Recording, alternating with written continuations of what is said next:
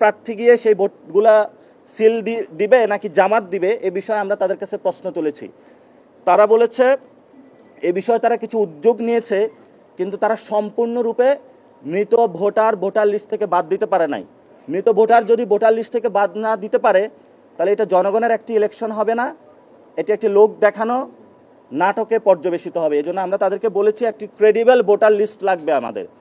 So যদি অক্টোবরের মধ্যে, তারা বলেছে অক্টোবরের ফার্স্টের মধ্যে তারা একটি ভোটার লিস্টের সম্পূর্ণ করবে, সেখানে আমরা একটি প্রিপারেশন নিচ্ছি যে মৃত যারা ভোটার লিস্ট এবং যারা প্রবাসে চলে গিয়েছে সেখানের মধ্যে যদি এরকম বিষয় থাকে তাহলে নির্বাচন কমিশন দ্রুত গতিতে উদ্যোগ নিয়ে এই বিষয়টা রিজলভ করার জন্য, আদারওয়াইজ এই ইলেকশন প্রশ্নবিদ্ধ হবে।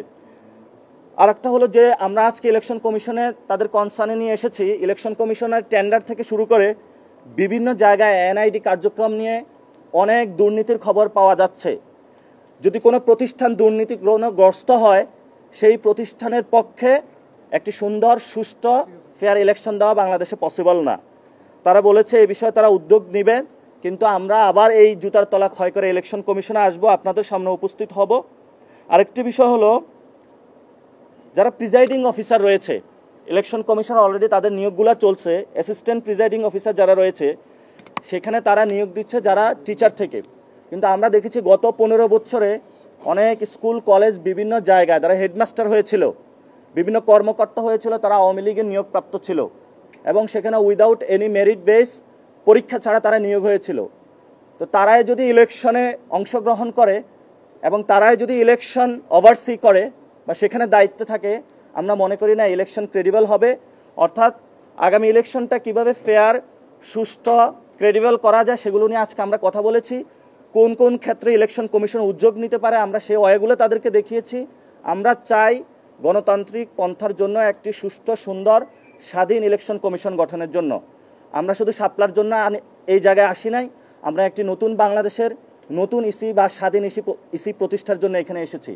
কিন্তু পরিশেষে যেটা বলবো, আমরা এখনও আশা রাখি আমরা শাপলা পাবো এবং তাদের সাথে আজকে এটা নিয়েও কথা হয়েছে। তারা যেটা বলেছে একটি হলো তারা যে বিজ্ঞপ্তিটা দিবে সেটাতে আমাদের বলেছি আমাদের যে শাপলা, সাদা শাপলা বা লাল শাপলা প্রার্থী তো আমাদের যে প্রতীক সেটাই তাদেরকে দিতে হবে এবং আমরা তাদেরকে সেই 2008 সালের যে আইন সেটা আমরা উল্লেখ করেছি, তারা এটাতে কনভিন্স হয়েছে এবং তারা এটা বলেছে এটাতে তারা যাবে। সেকেন্ড বিষয় হলো যে তারা এই কথাই পর্যন্ত বলে না যে শাপলা দিবে না, এবং চিফ ইলেকশন কমিশনার যে কয়েকদিন আগে বলেছিল যে তারা বাড়াতেও পারে প্রতীক অথবা কমাতেও পারে। তো আমরা তাদেরকে আজকে যে চিঠি সেটাতে বলে এসেছি শাপলাকে দ্রুত অ্যানলিস্ট করে শাপলা প্রতীকটা জনগণের প্রতীকটা জনগণকে বুঝিয়ে দেওয়ার জন্য। ধন্যবাদ সকলকে।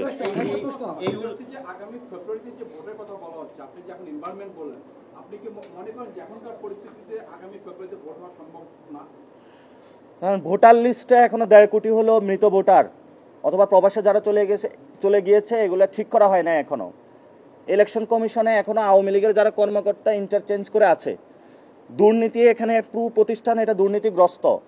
কমিশন 4 ভাগ হয়ে রয়েছে, একজনকে নিয়েছে আর্মি, বাকি 3 জনকে দলগুলো ভাগ করে নিয়েছে। মাঠ লেভেলে যে প্রিজাইডিং অফিসার সেখানেও আওয়ামী লীগের লোক। তারপরে যারা নির্বাহী দায়িত্বে থাকবেন, আপনি পুলিশের কোনো চেঞ্জ হয় নাই, ন্যাশনাল সিকিউরিটিতে ব্যবসায়ীদের কোনো নিরাপত্তা নাই। এই পরিস্থিতিতে ফেব্রুয়ারিতে ইলেকশন কিভাবে হবে সেটা আমাদের প্রশ্ন। কিন্তু আমাদের যে প্রচেষ্টা, আমরা চাই বাংলাদেশে দ্রুত একটা ইলেকশন হোক। আমরা সেই প্রচেষ্টাটা চালিয়ে যাচ্ছি, আমরা দিনরাত পরিশ্রম করে যাচ্ছি এবং সাথে সাথে যদি ওনারা বিষয়গুলো রিজলভ না করে তাহলে আসলে বাংলাদেশে একটি সুষ্ঠু ইলেকশন হবে না। এটা জনগণকে জুলাই সনদ ঘোষণাপত্র নামে আমাদেরকে প্রতারণা করা হয়েছিল, জুলাই সনদের নামেও প্রতারণার উদ্যোগ নেওয়া হয়েছিল। 6 মাস ব্যাপী রাষ্ট্রীয় টাকায় সব দলগুলো মিলে একসাথে কাজ করে একটা সিদ্ধান্ত এসেছে, কিন্তু ইমপ্লিমেন্টেশনের কোনো প্রসেস তারা দেয়নি।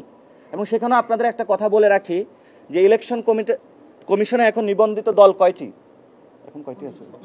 50টির উপরে রয়েছে, কিন্তু কনসেনসাস কমিশনে কয়টি দল ছিল? তাহলে ইলেকশন কমিশনে যদি রেজিস্টার এতগুলো দল হয়, কনসেনসাস কমিশনে কয়টি ছিল? এই হিসাবগুলো তাদেরকে আমরা মিলানোর জন্য বলেছি। এই জন্য এটা শুধু জাতীয় পার্টি না, আপনারা জানেন যে এই 24-এর ইলেকশনের আগে ডিজিএফআই এর প্রেসক্রিপশনে কয়েকটি দলও নিবন্ধন হয়েছিল এবং এই দলগুলোর গত 1 বছর আমরা কোনো কার্যক্রম দেখি নাই, সে বিষয়ে তাদেরকে আমরা উদ্যোগ নেওয়ার বলেছি। অর্থাৎ আপনি যখন একটি ক্রেডিবল ইলেকশনে যাবেন, আপনার ভোটার লিস্ট সেটা ক্রেডিবল হতে হবে, দলের যে নিবন্ধনের যে লিস্ট যে প্রতীকগুলো সেগুলো ক্রেডিবল হতে হবে। আমরা সেটা বলেছি করাপশন ফ্রি একটা প্রতিষ্ঠান হতে হবে। ইলেকশন কমিশনার যারা তারা হলো দলদাস হতে পারবে না, কোনো ডিজিএফআই প্রেসক্রিপশনে কেউ হইতে পারবে না। আমরা এই বিষয়গুলো তাদের কাছে স্পষ্ট করেছি এবং নির্বাচন কমিশনের বিষয়ে নির্দিষ্ট গাইডলাইন থাকতে হবে। কোনো ব্যক্তির নিয়মতান্ত্রিক বা যা মন সকালে উঠে যা মনে আসে সে অনুযায়ী নির্বাচন কমিশন চলাবে, এটা আর বাংলাদেশে চলতে দেওয়া যাবে না। আমরা তাদের কাছে সতর্ক করে দিয়েছি, যদি তারা এটা করে, এই বিষয়গুলো সমাধান না করে, ইলেকশন কমিশনের সকলেই পদত্যাগ করাতে আমরা বাধ্য হব। এই কমিশনের অধীনে আপনারা ভোটে যাবেন কিনা, কারণ অনেকগুলো অভিযোগ করছে এই কমিশনের অধীনে আমরা কিভাবে ভোটে যাব যদি এই বিষয়গুলো সুরাহা না করা হয়। আমরা তো ওয়ে আউট দেখাচ্ছি, আমরা বলতেছি না যে এই ইলেকশন, আমরা তো এই ইলেকশন কমিশনে সবার পদত্যাগের জন্য আসি নাই। ওনারা যে বিষয়গুলো সমাধান করতে পারছে না বা যেই বিষয়গুলো হলো আমরা আসলে একটি ডেমোক্রেটিক স্টেটে যেতে পারবো, আমরা সেই বিষয়গুলো তাদের কাছে অ্যাড্রেস করছি। যদি ওনারা না করেন তাহলে তো ওনাদের অবশ্যই পদত্যাগ করতে হবে, এই ইলেকশনে প্রশ্নবিদ্ধ হবে।